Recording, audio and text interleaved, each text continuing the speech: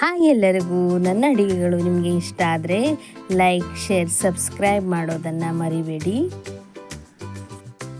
Hello everyone, welcome back to Lakshmi Kallapur YouTube channel. ಎಲ್ಲರೂ ಹೇಗಿದ್ದೀರಿ, ಚೆನ್ನಾಗಿದ್ದೀರಿ ಅಂತ ಭಾವಿಸ್ತೀನಿ.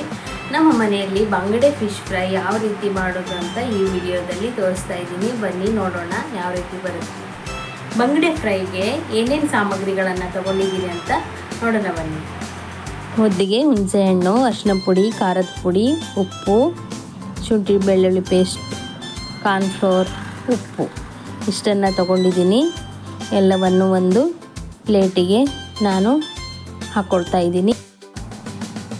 ಪ್ಲೇಟಿಗೆ ಒಂದು 4 ಸ್ಪೂನಷ್ಟು ಖಾರದ ಪೌಡ್ರ್ ಹಾಕ್ಕೊಳ್ಬೇಕು. ಮತ್ತು ನಮಗೆ ಅಂದಾಜಿಗೆ ರುಚಿಗೆ ಎಷ್ಟು ಬೇಕಾಗುತ್ತೆ ಅಷ್ಟು ಉಪ್ಪು, ಆಮೇಲೆ ಅರಿಶಿನ ಪುಡಿ ಹಾಕ್ಕೊಳ್ಬೇಕು.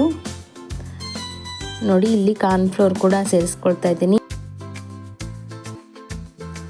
ಈ ರೀತಿ ಕಾರ್ನ್ಫ್ಲೋರ್ ಹಾಕ್ಕೊಂಡಾಗ ಮೀನಿಗೆ ಮಸಾಲೆ ಚೆನ್ನಾಗಿ ಹಿಡ್ಕೊಳ್ಳುತ್ತೆ. ಆಮೇಲೆ 2 ಸ್ಪೂನ್ ಆಗುವಷ್ಟು ಶುಂಠಿ ಬೆಳ್ಳುಳ್ಳಿ ಪೇಸ್ಟು, ಒಂದು 4 ರಿಂದ 5 ಸ್ಪೂನು ಹುಣಸೆಹಣ್ಣು ಹಾಕ್ಕೊಂಡಿದ್ದೀನಿ. ಎಲ್ಲವನ್ನು ಚೆನ್ನಾಗಿ ಮಿಕ್ಸ್ ಮಾಡಿಟ್ಕೊಂಡು ನಂತರ ಮೊದಲೇ ಕ್ಲೀನ್ ಮಾಡಿಟ್ಟಿರುವಂಥ ಮೀನಿಗೆ ಒಂದೊಂದಾಗಿ ಮೀನನ್ನು ತೆಗೆದುಕೊಂಡು ಮಸಾಲೆಯನ್ನು ಹಚ್ಚಬೇಕು.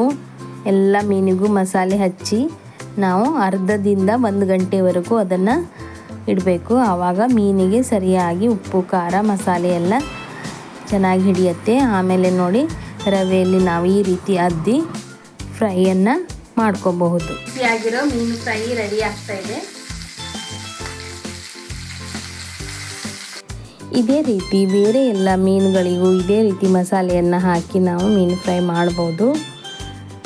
ನೋಡಿ, ನಾವು ಕಾರ್ನ್ಫ್ಲೋರ್ ಹಾಕಿದ್ರಿಂದ ರವೆ ತುಂಬ ಏನು ಬಿಟ್ಕೊಂಡಿಲ್ಲ. ರವೆ ಫ್ರೈ ತುಂಬ ಚೆನ್ನಾಗೇ ಬಂದಿದೆ. ಮೀನು ಯಾರೆಲ್ಲ ಇಷ್ಟಪಡ್ತಾರೆ ಅವ್ರಿಗೆ ಈ ರೀತಿ ಮಾಡಿಕೊಟ್ರೆ ಖುಷಿಯಿಂದ ಊಟ ಮಾಡ್ತಾರೆ. ಬಿಸಿ ಬಿಸಿಯಾಗಿ ಬಂಗಡೆ ಮೀನಿನ ಫ್ರೈ ಮಾಡೋದು ಯಾವ ರೀತಿ ಅಂತ ನೋಡಿದ್ರಲ್ಲ, ಒಂದ್ಸತಿ ಟ್ರೈ ಮಾಡ್ಬೋದು. ಈ ವಿಡಿಯೋ ನೋಡಿದ್ದಕ್ಕಾಗಿ ಥ್ಯಾಂಕ್ ಯು.